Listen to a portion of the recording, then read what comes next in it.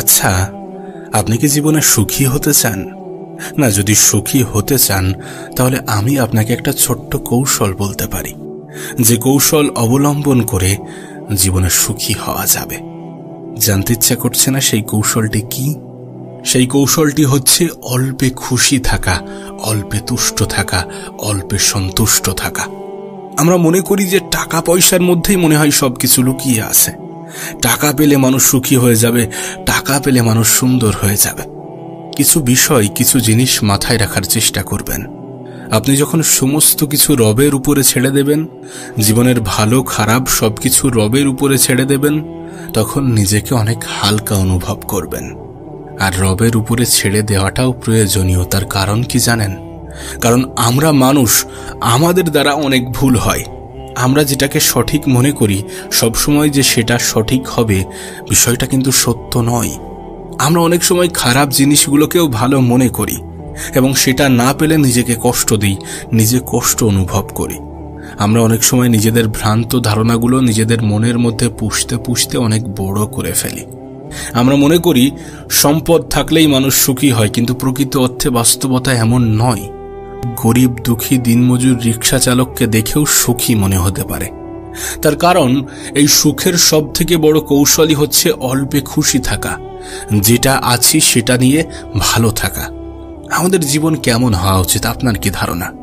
আমাদের জীবন এমন হওয়া উচিত যে যখন খারাপ কিছু ঘটবে তখন ধৈর্য ধরব, আর যখন ভালো কিছু ঘটবে তখন মহান রব্বুল আলামিন আল্লাহ পাকের শুকরিয়া জানাবো।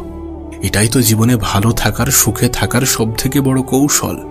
নবী পাক সাল্লাল্লাহু আলাইহি সাল্লাম এটাই তো আমাদেরকে শিখিয়েছেন।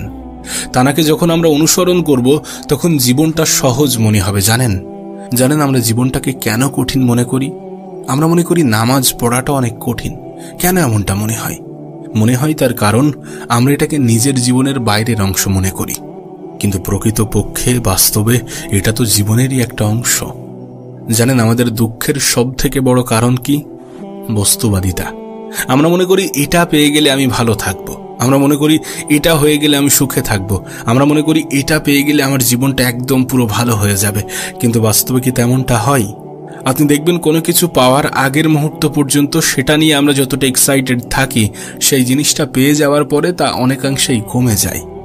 আপনি আপনার ঘরে এমন অনেক জিনিস দেখবেন যেটাকে আপনি যখন কিনেছিলেন, যখন আপনি নতুন নিয়েছিলেন, সেটা আপনার কাছে কত দামি ছিল, কত মূল্যবান ছিল, কত গুরুত্ব দিতেন আপনি, কিন্তু আজ সেটা পুরনো হওয়ার কারণে অবহেলিত। আপনি আপনার হাতের মোবাইল ফোনটা নিয়েই ভাবেন। এই ফোনটা যখন আপনি নতুন কিনেছিলেন, এটা আপনার কাছে কত মূল্যবান ছিল, কত দামি ছিল, কত যত্নে রাখতেন আপনি, কিন্তু আজ সেটা অবহেলিত। তার কারণ এটা পুরনো হয়ে গেছে। এই যে বস্তুবাদিতা, এটাই আমাদের সুখ দুঃখের মধ্যে জটিলতা তৈরি করছে। কিন্তু যখন আপনি এটা অ্যাকসেপ্ট করবেন যে মহান রব্বুল আলামিন সর্বশ্রেষ্ঠ পরিকল্পনাকারী, তিনি আমাদের জন্য যেটা করেন সেটা আমাদের ভালোর জন্য করেন, তিনি আমাদের শুভাকাঙ্ক্ষী, তিনি চান যাতে আমরা ভালো থাকি, যখন আপনি এইগুলোকে বুঝতে পারবেন, যখন আপনি এইগুলোকে গ্রহণ করবেন, মানতে শুরু করবেন, অ্যাকসেপ্ট করবেন, তখন আপনার জীবনটা সুন্দর হয়ে যেতে বাধ্য। আমাদের চিন্তা ভাবনা কেমন জানেন? যে চাই, আরো লাগবে, আমার আরো সম্পদ লাগবে, আরো খ্যাতি লাগবে, আরো সুনাম লাগবে। আমাদের মেন্টালিটি হয়ে গিয়েছে যে দু হাতে যা পাও হাত পেতে নাও, বাকির খাতা শূন্য থাক। কিন্তু আমাদের চিন্তা ভাবনাটা কেমন হওয়া প্রয়োজন, কেমন হওয়া উচিত? যে দুনিয়াতে যা পাও সেটা নিয়ে সন্তুষ্ট থাকো, বাকির খাতা পূর্ণ হোক।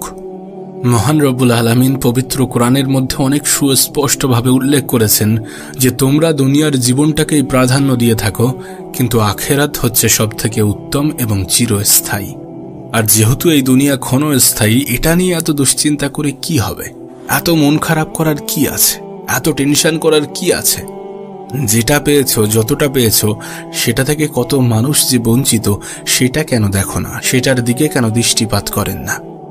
আমরা নিজেরা কল্পনাও করতে পারবো না যে মানুষের জীবন কতটা কঠিন হতে পারে। আমাদের লড়াইটা তো সুখে থাকার। আমি এই পৃথিবীতে এমন অনেক মানুষকে দেখেছি যাদের লড়াইটা কিন্তু সুখে থাকার নয়, যাদের লড়াইটা শুধুমাত্র দুবেলা দুমুঠো খেয়ে বেঁচে থাকার।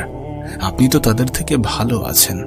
আপনার রব তো আপনাকে খেয়াল রাখছেন, না চাইতে এত কিছু দিচ্ছেন।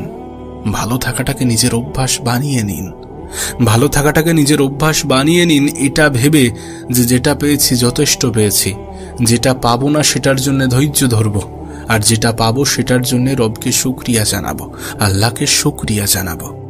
আমরা এই পৃথিবীর নেশায় আসক্ত যেন না হই। অবশ্যই এই পৃথিবীতে আমরা সমস্ত রকম চেষ্টা করব, কিন্তু এতটা আসক্ত হব না যে নিজেকে সবসময় দুঃখী মনে করব। আসলে কি বলেন তো, আমাদের হাতে না রেজাল্ট থাকে না, আমাদের হাতে রেজাল্ট নেই।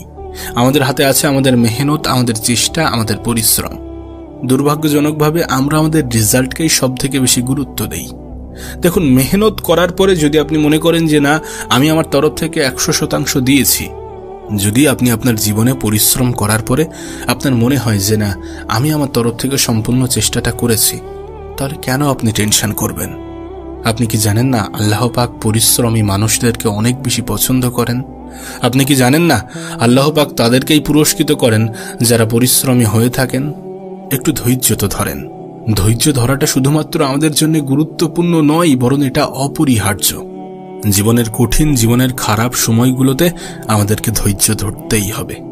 দেখেন, পৃথিবীতে অনেক রকমের সফলতা আছে, কিন্তু সবথেকে বড় সফলতা হচ্ছে সুখে থাকা, সন্তুষ্ট থাকা, ভালো থাকা, মানসিক শান্তিতে জীবন কাটানো।